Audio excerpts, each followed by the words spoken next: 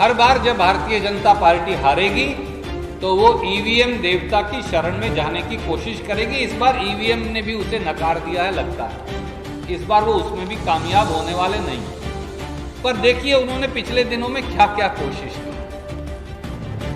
EC की गाड़ी खराब हुई और भारतीय जनता पार्टी का उम्मीदवार गाड़ी लेकर पहुंच गया। इलेक्शन कमीशन की जो, और ये वीडियो है जो पत्रकार साथियों ने दिया कि जो कृष्णेंदु पॉल हैं उनकी गाड़ी में election commission of India, Bharat का चुनाव आयोग ईवीएम ट्रांसपोर्ट कर रहा था। अब भैया ईसीआई भी बताए, आपको पूरे असम में कोई गाड़ी नहीं मिली, भारतीय जनता पार्टी के उम्मीदवार की गाड़ी ही मिली ईवीएम ट्रांसपोर्ट करने के लिए। इलेक्शन कमीशन ऑफ इंडिया के माध्यम से 1 ईवीएम, 2 ईवीएम, 4 ईवीएम चोरी करके भारतीय जनता पार्टी अब ईवीएम चोर पार्टी उसका नाम रख देना चाहिए। भाजपा अब ईवीएम चोर पार्टी बन गई। पर ईवीएम चोरी करके भी लोगों ने इतने बहुमत से कांग्रेस को जिताया है कि वो कभी कामयाब होने वाले नहीं।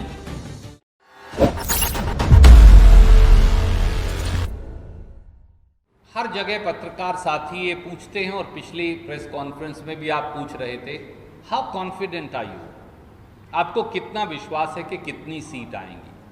तो मैंने तब भी कहा था और अब 2 चरणों के बाद ये क्लियर है कि 101 सीट के साथ कांग्रेस गठबंधन जीत को तैयार है।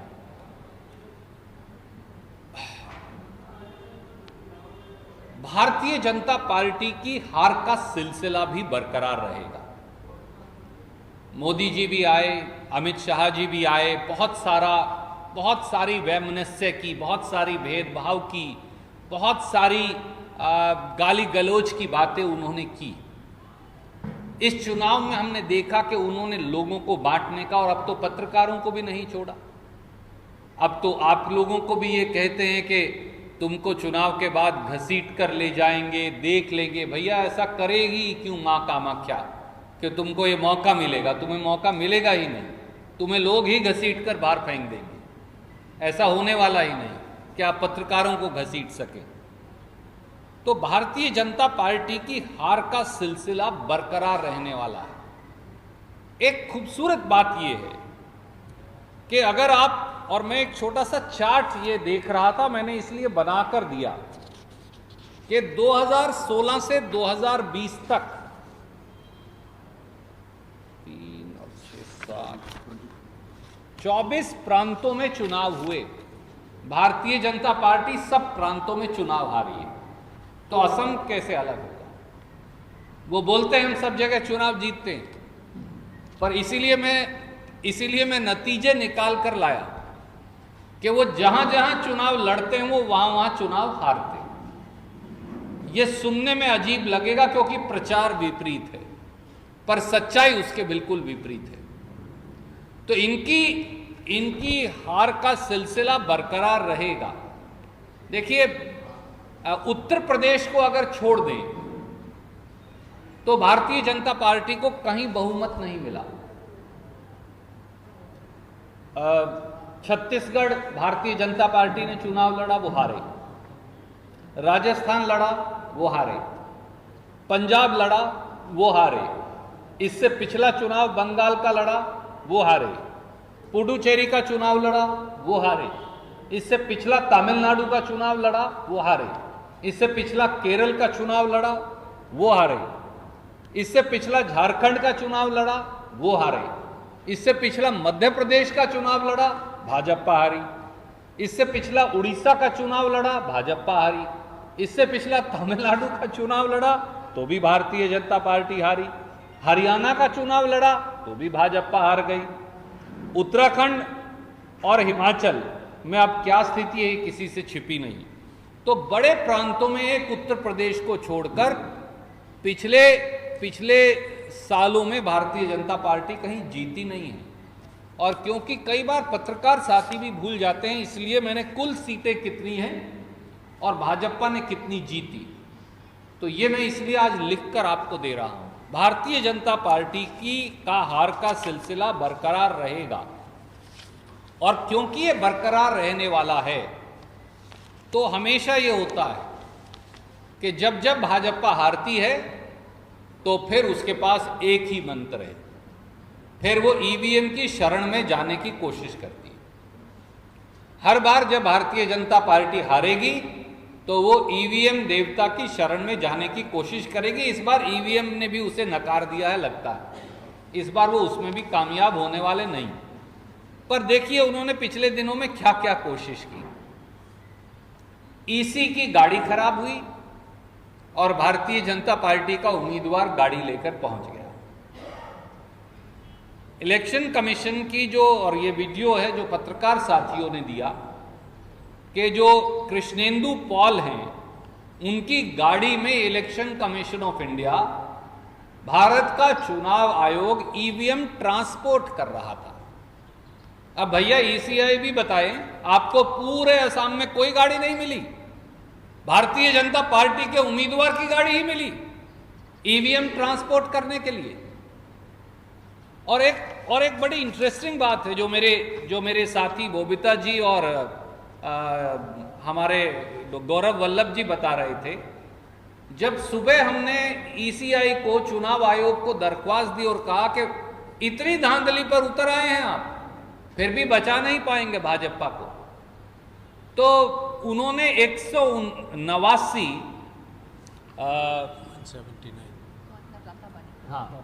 रताबाड़ी जो है 179 में तो रीपोलिंग ऑर्डर कर दी। पर भैया ईवीएम तो कहां मिली थी? ईवीएम तो मिली थी पत्थरकंडी के जो बीजेपी उम्मीदवार हैं कृष्णेंदु पाल, उनकी गाड़ी से। तो आप बताइए पत्रकार साथियों, ईवीएम तो मिले आपकी गाड़ी से और चुनाव हो जाए बंगाल में जाके कैंसिल या सिलचर में जाकर कैंसिल, तो इसके क्या लॉजिक है? तो चुनाव आयोग को देश को जवाब देना चाहिए कि जिस भारतीय जनता पार्टी की कैंडिडेट की गाड़ी से ईवीएम मिले थे उसके खिलाफ क्या कार्रवाई हुई? क्या वहां दोबारा चुनाव की निष्पक्षता के बारे में, ईवीएम्स के बारे में नहीं जांच होनी चाहिए थी? क्या किया ईसीआई ने? हमारे आज चुनाव आयोग से भी आपके माध्यम से 6 सवाल हैं। पहला सवाल, इलेक्ट्रॉनिक वोटिंग मशीन चुनाव आयोग बीजेपी के कैंडिडेट की गाड़ी में क्यों ट्रांसपोर्ट करता है? यह क्या मजबूरी हो गई चुनाव आयोग की? दूसरा सवाल, क्या हाथीपुरा पोलिंग स्टेशन में, दीफू में एक लग्जरी कार से ईवीएम्स पाई गई? अगर हां तो क्यों? लग्जरी कारों में चुनाव आयोग कब से ईवीएम ट्रांसपोर्ट करने लगा? चुनाव आयोग को यह जवाब तो देना चाहिए असम और देश को। तीसरा सवाल, जमुना मुख में एक और व्हीकल मिला जिसके अंदर ईवीएम्स थी, पर उसमें गवर्नमेंट ऑफिशियल तो था, पर कोई सीआरपीएफ, बीएसएफ, कोई पुलिस, कोई अधिकारी नहीं था। आप और हम सब जानते हैं कि ईवीएम जो हैं वो चुनाव से पहले हों या चुनाव के बाद हों, बाकायदा इलेक्शन कमीशन ऑफ इंडिया की, सुप्रीम कोर्ट की डायरेक्शंस हैं कि ये केवल और केवल सेंट्रल पैरामिलिट्री फोर्सेस की कस्टडी में ही एक जगह से दूसरी जगह जा सकती हैं। तो फिर चुनाव आयोग बताए कि जमुना मुख में एक गाड़ी से गवर्नमेंट ऑफिशियल, जो उसमें सिक्योरिटी फोर्सेस नहीं थी उसके साथ, ईवीएम कैसे मिली? चौथा सवाल, क्या यह सही है कि कलईगांव में एक बूथ से ईवीएम ही गायब हो गई? वोटर्स जाकर ढूंढ कर लाए कि भैया ये कहां लेकर जा रहे हो? क्या आपने कभी देखा, सुना, सोचा है? वहां सेंट्रल पैरामिलिट्री फोर्सेस होती हैं, स्टाफ होता है, ईवीएम गायब होगी, फिर उसे बाद में ढूंढा गया। क्या ये सही है? और अगर सही है तो क्या कार्रवाई चुनाव आयोग ने की? पांचवां सवाल, डिब्रूगढ़ में वो स्ट्रांग रूम जहां पर ईवीएम है, उसके आसपास और अंदर कई संदिग्ध लोगों की गतिविधियां देखी गई। तो चुनाव आयोग ने क्या कार्रवाई की, और ईवीएम जिस स्ट्रांग रूम में स्टोर्ड हो वहां पे कैसे कोई व्यक्ति अंदर घुस सकता है, चुनाव आयोग बताए। और छठा सवाल, क्या यह सही नहीं कि पिछले चरण के चुनाव में 139 ऐसे पोलिंग स्टेशन हैं जो हमारे साथियों ने इकट्ठे किए जहां ईवीएम की सीरियस मैल फंक्शनिंग हुई, जिसमें जागी रोड है, नागांव है, हौजाए है, नीलबागान है, लुमडिंग है और दूसरे हैं।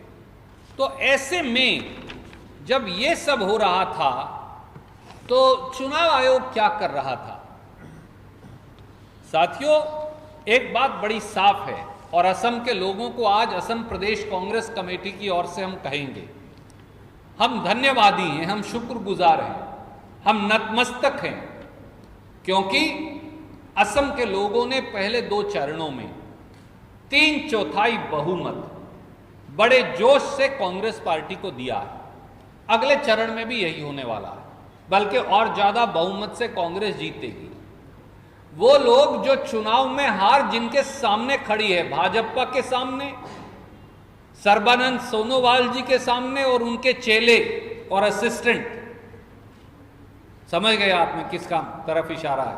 हेमंत बिस्वा शर्मा जो चेले हैं सर्बानंद सोनोवाल जी के, और पूरी उम्र उन्हें यही नौकरी करनी है, चेले वाली, असिस्टेंट वाली, उनके सबके चेहरे के ऊपर देखिए, आप यहां देखिए, हम सब मुस्कुरा रहे हैं, क्योंकि जो जीत रहा होता है, जिसको आशीर्वाद मिल रहा है मां कामाख्या का, वो मुस्कुराएगा। और जिन्होंने पाप किए हैं वो इसलिए अब घबराए हैं और इलेक्शन कमीशन ऑफ इंडिया के माध्यम से 1 ईवीएम, 2 ईवीएम, 4 ईवीएम चोरी करके, भारतीय जनता पार्टी अब ईवीएम चोर पार्टी उसका नाम रख देना चाहिए। भाजपा अब ईवीएम चोर पार्टी बन गई।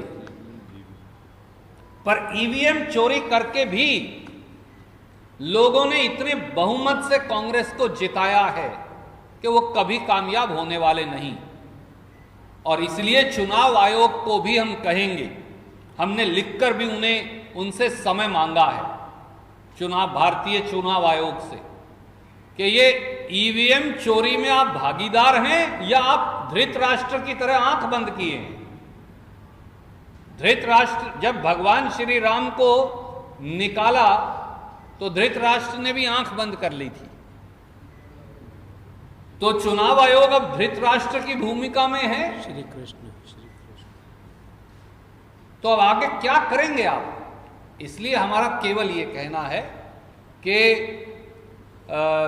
चुनाव आयोग को संज्ञान लेना चाहिए इन सारी अनियमितताओं का और कड़ी कार्रवाई करनी चाहिए। असम के लोगों ने फैसला दे दिया है। 101 जो बहुत अच्छा शगुन होता है, 101 पार करवाने का कांग्रेस को निर्णय कर लिया है। कांग्रेस का गठबंधन जीत रहा है और वो आत्मविश्वास लोगों के आशीर्वाद से हमारे चेहरे पर है। पर भारतीय जनता पार्टी को अच्छे से हार स्वीकार करनी चाहिए। कई बार बच्चे को जब पेपर नहीं आता हो तो वो रोता पीटता है, पेपर मुश्किल आ गया, मेरी पेन खराब हो गई, मेरी दवात की शाही खराब हो गई, मेरी दवात की शाही गिर गई। तो भारतीय जनता पार्टी, सर्बानंद सोनोवाल जी और हेमंत बिस्वा शर्मा जी अब यही कर रहे हैं। मेरा पेन खराब हो गया, मैं कहीं से ईवीएम का कुछ गड़बड़ करवा लूं, कोई फायदा नहीं होने वाला, क्योंकि 3/4 से ज्यादा बहुमत से कांग्रेस का गठबंधन जीतेगा और जो जो गड़बड़ियां की हैं आपने, उनकी सजा तो मिलेगी। मंत्रिमंडल की पहली बैठक में 2 मई को नतीजे आएंगे। मैं फिर दोहराता हूं, 4 मई को कांग्रेस गठबंधन की सरकार बनेगी। 5 मई को मंत्रिमंडल की पहली बैठक में जो राहुल गांधी जी और प्रियंका गांधी जी वादा करके गए हैं, 5 गारंटी लागू हो जाएगी। इसलिए असम के नौजवानों, असम के मेहनतकश लोगों से हमारी केवल ये अपील है, शांति बनाए रखें, मुस्तैद रहें, चौकन्ने रहें और एक एक वोट डालें। ताकि प्रजातंत्र जो है वो और मजबूत हो और भारतीय जनता पार्टी को इस देश से उखाड़कर फेंकने की शुरुआत यहीं से हो। मैंने आपको ये पहले ही बताया, वो उन्होंने हमें सूचित किया, मैंने इसीलिए आपको बताया। वो ये कह रहे हैं और मैंने इसीलिए आपको बताया था कि रत्ताबाड़ी में 189 नंबर में रीपोल होगा, उन्होंने मुझे बताया था। आप मुझे बताइए, ईवीएम जो मिली हैं वो मिली हैं पत्थरकंडी के बीजेपी कैंडिडेट कृष्णेंदु पॉल की गाड़ी से, और आप रत्ताबाड़ी के एक बूथ पर रीपोल करवा रहे हैं। क्यों? आपने क्या जांच की? चुनाव आयोग, मैं बड़ी विनम्रता से कहता हूं, आपके माध्यम से कहता हूं, क्या चुनाव आयोग ने जांच की कि कृष्णेंदु पॉल को वो ईवीएम कैसे मिली? ये कौन सा एस्ट्रोलॉजर था, कौन सा ज्योतिष था कि इधर चुनाव आयोग की गाड़ी खराब हुई और उधर भाजपा की हालत भी खराब हुई और कृष्णेंदु पॉल अपनी गाड़ी लेकर पहुंच गया? तो क्या इस सारी बात की इंक्वायरी उन्होंने की? क्या कृष्णेंदु पॉल को गिरफ्तार किया? क्या उन सारे लोगों को गिरफ्तार किया जिन्होंने ये सारी कोताही की थी? Should they all not be arrested and put behind bars? They should be. Why is Election Commission not showing the guts to act? Is our simple question. अगर आपको हमारे वीडियोस पसंद आए तो प्लीज लाइक करें, सब्सक्राइब करें और share करें।